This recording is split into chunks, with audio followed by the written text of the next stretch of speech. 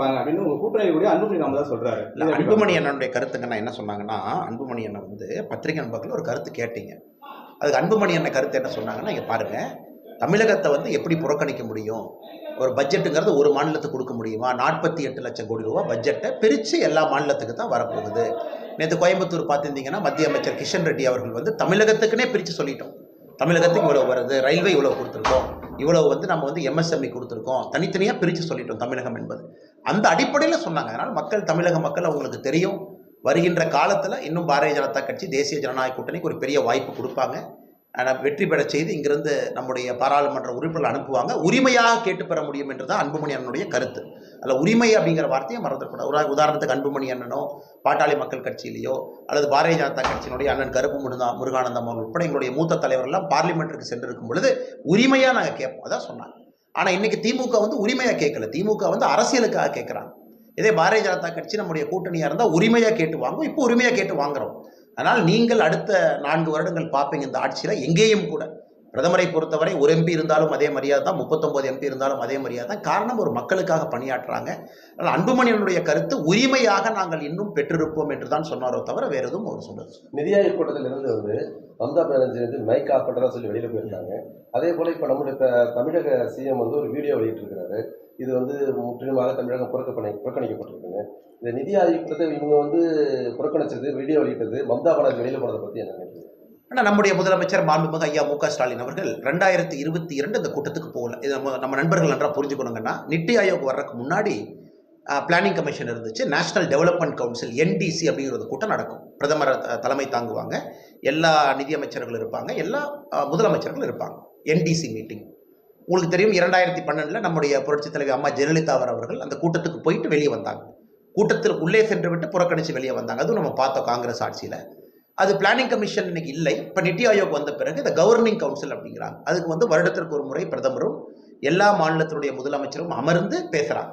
இந்த ஆண்டுக்கான திட்ட என்னங்கன்னா, விக்ஷித் பாரத் 2047, வளர்ச்சி அடைந்த பாரதம் 2047க்கு ஒரு முதலமைச்சர் வந்து பேசணும். நம்முடைய நிதியமைச்சர் அம்மா நிர்மலா சீதாராமன் அவர்கள் மிக தெளிவாக சொன்னாங்க, ஒரு முதலமைச்சர் பேசுவதற்கு முன்பு டைமர் இருக்கும். டைமர் வந்து 10 நிமிஷத்துலேருந்து ஆரம்பிக்கும். 10 நிமிஷத்துலேருந்து அவங்க பேசிக்கிட்டே வரலாம்.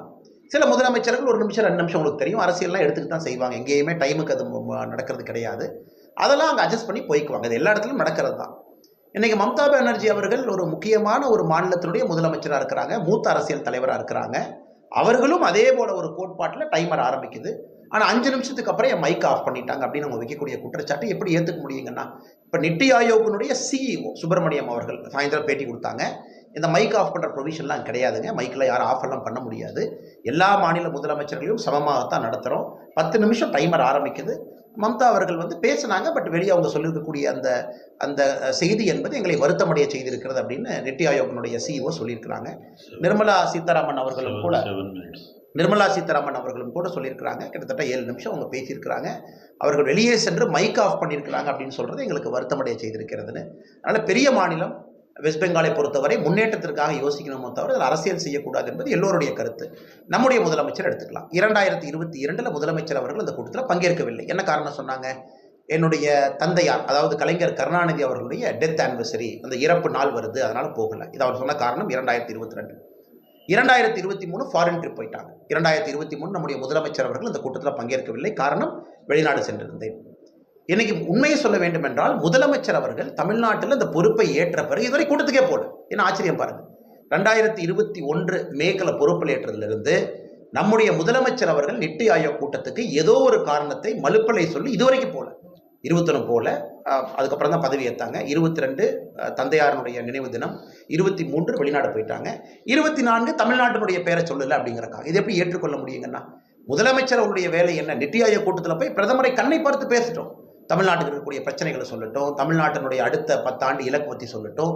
அதற்கு பாரதிய ஜனதா கட்சி நாங்கள் இருக்கின்றோம், முதலமைச்சரோடு இருக்கின்றோம், மத்திய அரசு என்ன செய்யணுமோ எல்லாம் நாங்கள் இருந்து ஆக்கப்பூர்வமாக செய்து கொண்டு வருகின்றோம். ஆனால் கூட்டத்துக்கே போகாமல் அரசியல் செஞ்சால் எப்படிங்கன்னா, இது வந்து நம்ம நன்றாக புரிந்து கொள்ள வேண்டும். அப்புறம் முதலமைச்சர் பேசியிருக்கக்கூடிய ஒரு வீடியோ போட்டதுக்கு தமிழக பாரதிய ஜனதா கட்சி சார்பாக நாங்கள் அதை ஃபேக்ட் செக் பண்ணியிருக்கோம். முதலமைச்சர் சொன்ன காரணம் உண்மையா அல்லது மிஸ்லீடிங்கா, அல்லது முதலமைச்சர் சொன்னதில் என்ன அர்த்தம் இருக்குது அப்படிங்கிறத ஃபுல் வீடியோவுக்கு நாங்கள் ஃபேக்ட் செக் பண்ணி கொடுத்துருக்கோம். அதையும் தமிழக மக்கள் பார்க்கத்தான் போகிறாங்க. அதனால் முதலமைச்சர் அவர்கள் நித்தி ஆயோக் கூட்டத்தை புறக்கணித்தது எங்களுக்கு வருத்தம் அளிக்கிறது. அந்த வருத்தங்கிற வார்த்தையை மட்டும்தான் பயன்படுத்த முடியுங்கன்னா காரணம் தமிழகத்தினுடைய வளர்ச்சிக்காக அந்த கூட்டத்தை பயன்படுத்தியிருக்க வேண்டுமோ தவிர அரசியல் டெல்லி கிளம்பி போயிட்டாருங்க. நான் டெல்லியில் அன்றைக்கி ஏதோ 2-3 ஃபங்க்ஷன்லாம் வச்சுருந்தாங்க, வேறு ஃபங்க்ஷன் வச்சுருந்தாங்க. டெல்லி கிளம்பி போகிறதுக்கான கூட்டம் அது. அப்படி இருந்து முதலமைச்சர்னால் போக முடியவில்லை. டெல்லி போகிறதுக்காக ப்ரோக்ராம் போட்டாங்க, 2-3 வேறு நிகழ்ச்சிகளும் சேர்த்து வச்சுருந்தாங்க, அதெல்லாம் நம்ம பார்த்தோம். ஆனால் மொத்தமாக நான் புறக்கணிப்பேன் என்று முதலமைச்சர் சொல்லுகின்ற வாதத்தை ஏற்றுக்கொள்ள முடியாது. வருகின்ற சட்டசபை தேர்தலில் பாஜகவினுடைய வெற்றி வாய்ப்பு இருக்கும். ஆனால் கடுமையாக போராடணுங்கன்னா கடுமையாக போராடணும். தமிழகத்தில் 4 முனை போட்டியை நாங்கள் எதிர்பார்க்கின்றோம். 4 முனை போட்டி இருக்கும். மக்களுக்கு நிறைய சாய்ஸ் இருக்கும். ஆளுகின்ற கட்சி ஒரு பக்கம், இன்றைய எதிர்க்கட்சி அந்தஸ்தில் இருக்கக்கூடிய கட்சி ஒரு பக்கம் இருக்கும். பாரதிய ஜனதா கட்சி, நம்ம தலைமையிலான தேசிய ஜனநாயக கூட்டணி நாம் இருக்கும். புதியவர்கள் அரசியலுக்கு வர இருக்கின்றார்கள், அவங்களும் இருக்கிறாங்க. ஸோ நிறைய பேர் மக்களுக்கு சாய்ஸ் இருக்குது, நிறைய ஐடியாலஜி இருக்குது, நிறைய கட்சிகள் இருக்குது. ஸோ மக்கள் பார்த்து தீர்மானம் பண்ணணும். தமிழகத்தில் அரசியல் கட்சிகளுக்கு பஞ்சம் இல்லை, நிறைய சித்தாந்தம், நிறைய கொள்கைகள். அதனால் 2026 பொறுத்த வரைக்கும் நிறைய கட்சிகள், சித்தாந்தங்கள், நிறைய கூட்டணிகள் இருக்கும். மக்கள் எல்லாத்தையும் பார்த்து ஒரு தேர்வு கொடுக்கணும், யார் நமக்கு வேணும், அடுத்த 5 ஆண்டு வளர்ச்சிக்கு வேணும், தமிழகத்தினுடைய வளர்ச்சிக்கு வேண்டும் என்று. அப்படி வரும் பொழுது பாரதிய ஜனதா கட்சி பிரதானமாக பார்ப்பார்கள் என்ற நம்பிக்கை எங்களுக்கு. இப்போ பார்த்தீங்கன்னா இது நடந்து முடிஞ்ச தேர்தலே அதிமுகவோட பழையபடி கூட்டணி இருந்திருந்தால் ஒரு 50% நம்ம எம்பிக்களை பெற்றிருக்கலாங்கிற ஒரு கருத்து எல்லா அரசியல் விமர்சனங்களும் பண்ணிட்டு இருக்காங்க. சட்டமன்ற தேர்தலில் அதுக்கு உண்டான வாய்ப்புகள் இருக்கா? சேர்க்கக்கூடிய ஒரு நம்ம அதாவது அரசியலை பொறுத்தவரை ஒரு விஷயம் புரிஞ்சுக்கணுங்கன்னா, இன்னைக்கு நம்முடைய தேசிய ஜனநாயக கூட்டணி பலமாக இருக்குது. எல்லா பக்கம் நீங்கள் பார்க்குறீங்க, தலைவர்கள் வர்றாங்க. விக்கிரவாண்டி இடைத்தேர்தலில் பார்த்தீங்க, எல்லா தலைவர்களும் ஒரே மேடையில் பார்த்தீங்க. இதே நம்ம திருச்சியில் பார்த்தீங்க, எல்லா தலைவர்களும் ஒரே மேடையில் பார்த்தீங்க. ஸோ இப்போதைக்கு எல்லா தலைவர்களும் இணக்கமாக நேர்கோட்டு பயணத்தில் தேசிய ஜனநாயக கூட்டணி அற்புதமாக சென்று கொண்டிருக்கிறது. அதனால் இதில் எந்த குழப்பமும் இல்லை. மக்களும் பார்க்க ஆரம்பிச்சிட்டாங்க. தேசிய ஜனநாயக கூட்டணி முதல் வாய்ப்பு 2024 ஒரு வாய்ப்பு கொடுத்துருக்காங்க. 18% பாரதிய ஜனதா கட்சிக்கு நல்ல வாக்கு வங்கி, ஒரு 4-5 கான்ஸ்டிடுவன்சியில் நல்ல ஓட்டு போட்டிருக்காங்க. தஞ்சாவூர் போன்ற பகுதிகளெலாம் சரித்திர வாக்குகள் பாரதிய ஜனதா கட்சி வாங்கியிருக்கு. குறிப்பாக டெல்டா பகுதியில் பாரதிய ஜனதா கட்சிக்கு வேலையே இல்லைன்னு சொல்லுவாங்க. சரித்திர வாக்குகள் பாரதிய ஜனதா கட்சி அங்கே வாங்கியிருக்கு. இதெல்லாம் ஒரு படி. அடுத்து இங்கே இருக்கக்கூடிய எங்கள் சகோதர சகோதரிகள் தான் கடுமையாக உழைத்தவர்கள் இருக்கிறாங்க. அவர்களோடு இணைந்து அடுத்த படியை நோக்கி செல்லுவோம். அதனால் எந்த குழப்பம் இல்லை, தெளிவான பாதையிலே சென்று கொண்டிருக்கு. கூட்டணி இருக்கா இல்லையா? ஆனால் இன்னைக்கு தேசிய ஜனநாயக கூட்டணி நம்ம இருக்கும் இல்லைங்கண்ணே. தேசிய ஜனநாயக கூட்டணியில் பாரதிய ஜனதா கட்சி இருக்கும், முக்கிய கட்சியாக இருக்கும். ஸோ இன்னைக்கு எந்த பிரச்சனையும் இல்லாத பொழுது ஒரு புதிய ஒரு கேள்விக்கான பதில் தேவையில்லை இல்லைங்கண்ணா. இப்போ புதுசாக அரசியலில் விஜய் குதிச்சிருக்காரு. அவர் இந்த தேர்தலில் தான் சந்திக்க போகிறாரு.